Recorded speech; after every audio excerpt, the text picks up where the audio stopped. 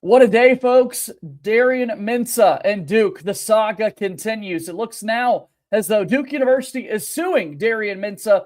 This transfer portal saga continues, and we've got you covered here on Locked On Blue Devils. Hi, everybody. Dick Vitale. Hey, make sure you listen, man, to Locked On Blue Devils with J.J. Jackson. He's awesome, baby.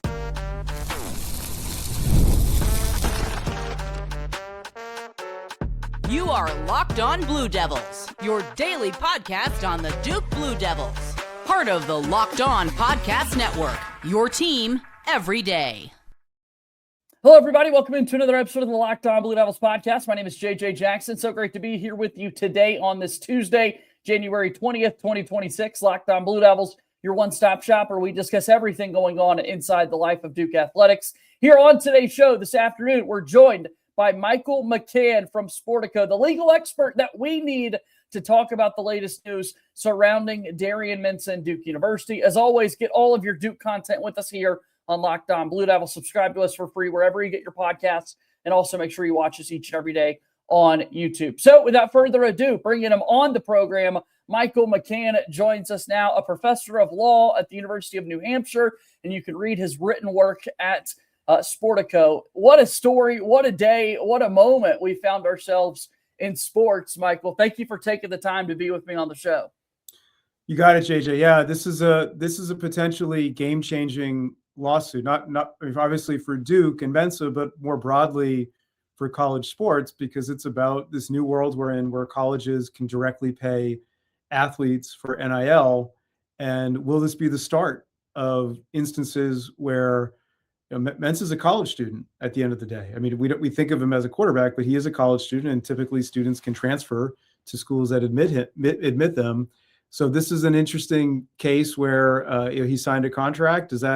It's tough to say he can't transfer. The question is going to become, can he both play and sign a separate NIL deal with the new school? Obviously, there are reports that it's Miami, but we'll see.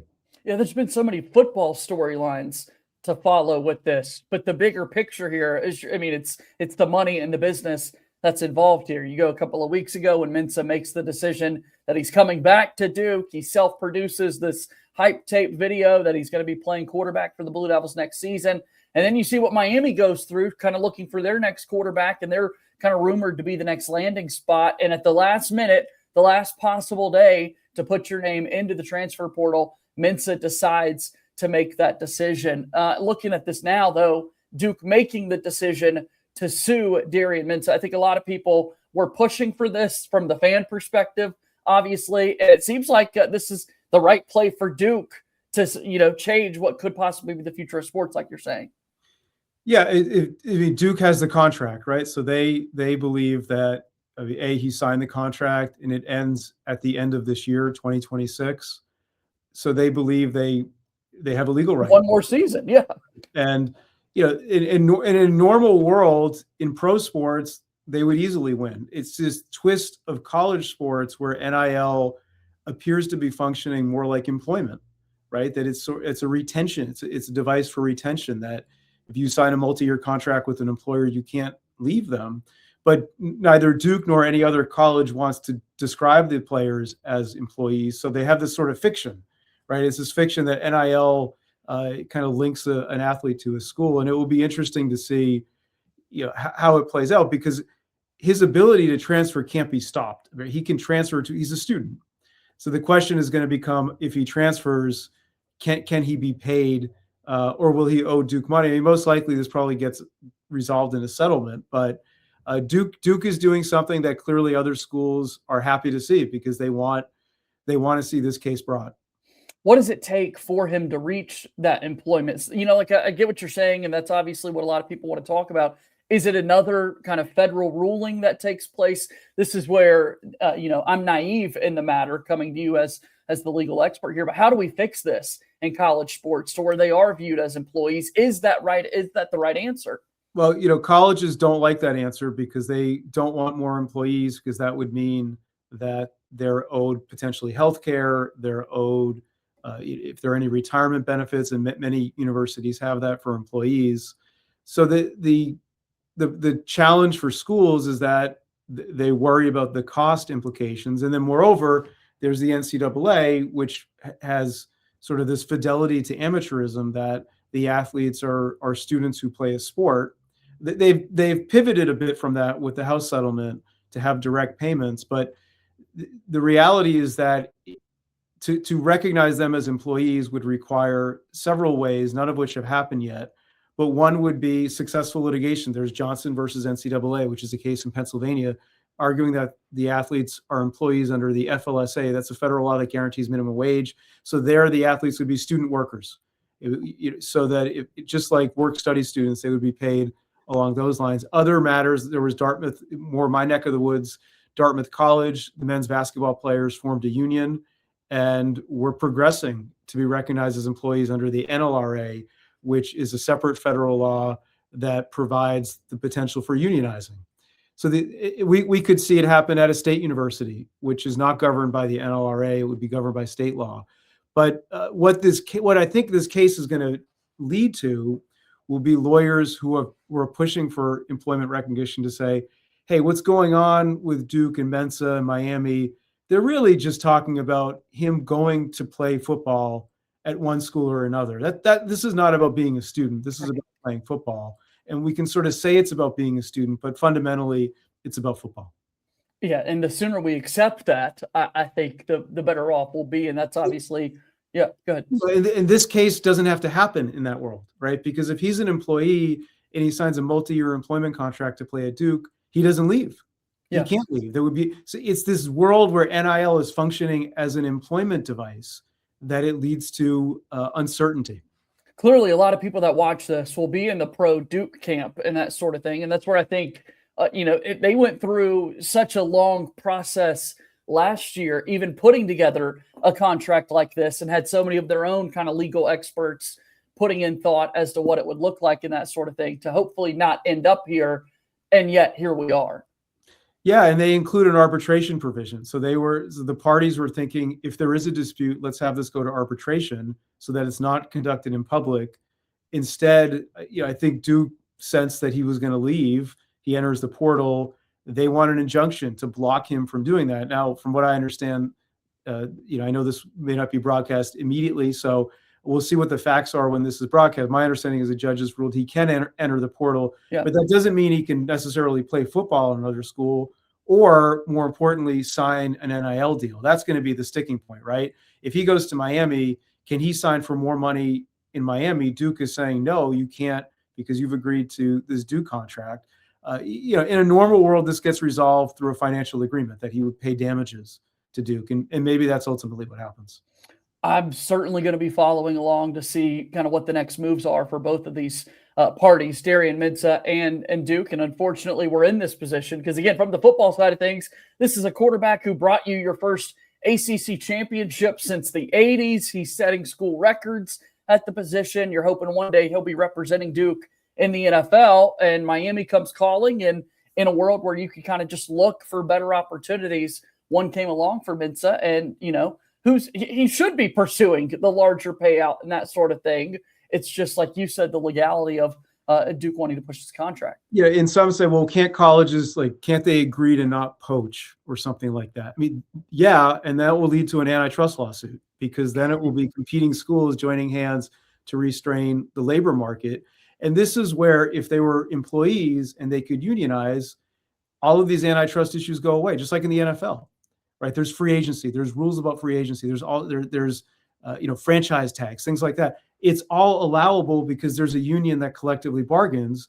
And so the fruits of that bargaining are exempt from antitrust scrutiny. But colleges don't want. Colleges want to sort of come up with rules on their own, and they get into antitrust trouble, as we've seen over the last 15 years.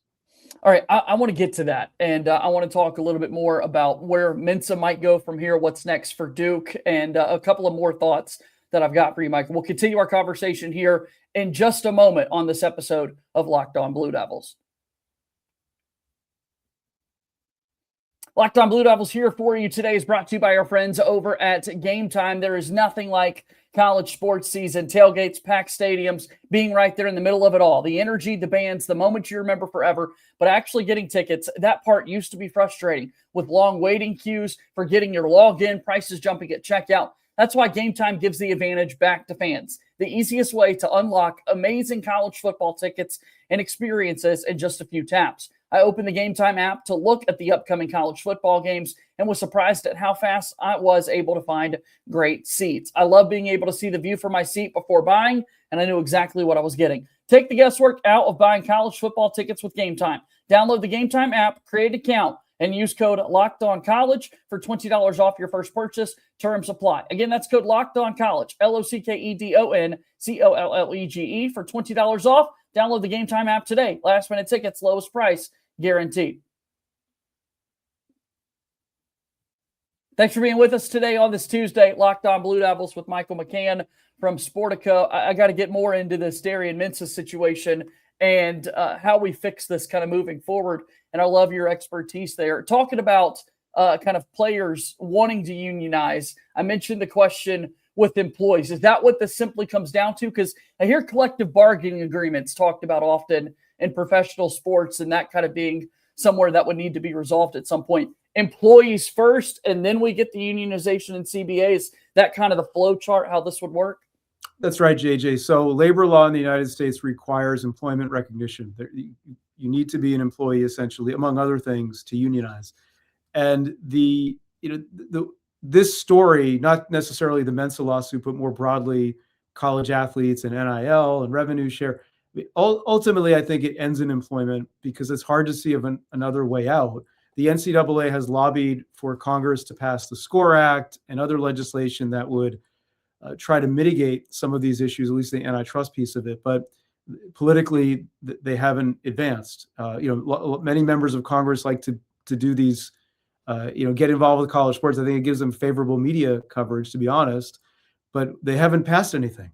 And the reality is that if college athletes, at least, I'm not saying all college athletes, but if college athletes at power conference schools, maybe it's football and men's and women's basketball, maybe at some schools it's baseball, maybe at schools in the North it's hockey.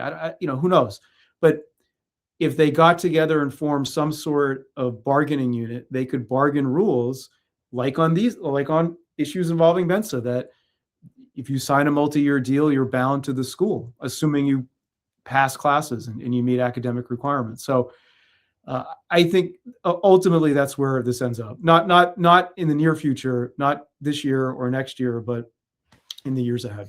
Yeah, the timeline is frustrating because it does simply take time to achieve so many of these things, right? And obviously this will be ultimately the new state of college athletics will be beyond Darian Mensah's playing days at this level. But, we think often in the Duke lens of these one and done athletes coming through on the basketball side of things and starting their professional careers. Football is where you see so many guys in the transfer portal and, changing teams year by year by year. And as soon as they become employees, it's like so many of these things will be different for them. Yeah, they would be obligated to stay and they would be compensated. And now some would say, well, that sounds like minor league football, that it be basically training for the NFL. And yeah, but you could argue that's sort of what it is now. I mean, they're playing in college because they're preparing to go to the NFL. Now, some players, there is very interesting litigation involving Diego Pavia and some other players who are arguing they should be eligible to stay in college, in part because they can do better financially in some cases than going to the NFL. But typically it's really playing college and then go to the NFL. And look, I mean, it's hard to blame athletes that they may not make it in the NFL. This may be the high water mark of their earning. Literally, they could be peak earning potential while playing in college for the rest of their lives, conceivably. And I think we can all sympathize that athletes want to maximize what their situation, but that's where contract law comes in. That's where contracts, and if there was a union, if there was a collective bargaining agreement, it would create stability for colleges so they're not in this kind of situation. All right, so let's get back to Mensah here and kind of seeing what this looks like. Again, we're putting this out today, so the world's getting to react to the news as we kind of speak, and you're seeing headlines here of Duke suing Darian Mensah, trying to look at these next steps and how this would play out. I know there in Durham County, there's conversation about the judge, if I'm reading correctly, Michael. So what are kind of these next things that need to take place here? Yeah, the next we'll see some more. I mean, the immediate is that he's in the transfer portal, and he can join another college as a student. So he can enroll, whether it's Miami or some other school, again, as a student. Duke cannot, as of now, stop him. And it's hard to think that either Duke or any college could stop a student from transferring. I mean, there's no, if you're at that point, he's a student. His relationship to the college is enrolled as a student. He has to meet certain academic benchmarks, but in return, the school has to continue to enroll him. And this is, it's not, I think it's worth separating sort of the enrollment piece from the athletic piece. And then at that point, it gets really interesting, because at that point, the judge is going to have to think about, can he not only join Miami or another school, but can he sign an NIL deal with that school? And Duke is going to argue that the injunction should be issued to prevent him from signing an NIL deal until this situation is resolved with further pleadings. So it's possible, I'm not saying this was going to happen, but it's possible he could join Miami in hopes that eventually he can sign an NIL deal with them. But in the meantime, take the chance that he doesn't sign an NIL deal. Now, the risk for him is that, that it plays out poorly, that he ends up not being able to sign an NIL deal with Miami. Now he's enrolled there. Can he go back to Duke? Would he want to go back to Duke? Who's paying him? Duke is going to say that he's breached the contract so they don't have to pay him going forward. That puts him in a tricky position. So there's some gambling going on right now for both sides. Yeah, it's going to be a day by day, I would guess, with kind of how this plays out in the timelines and that sort of thing. Well, I'm certainly appreciative of your time, Michael, and kind of following along the story. I mentioned your work there with Sportico. How can people best get involved and kind of follow along for more of your work? Yeah, thanks, JJ. I mean, certainly I write for Sportico. I also write law review articles related to this topic. And I'm actually speaking at Duke Law School on February 10th. So the timing is good. I don't know if this will still be going up. This is still going. I'm supposed to speak about college sports and the law at Duke Law School.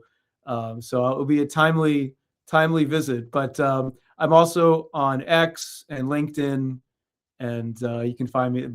You can find me on social media. But thanks for having me. It's a really interesting situation.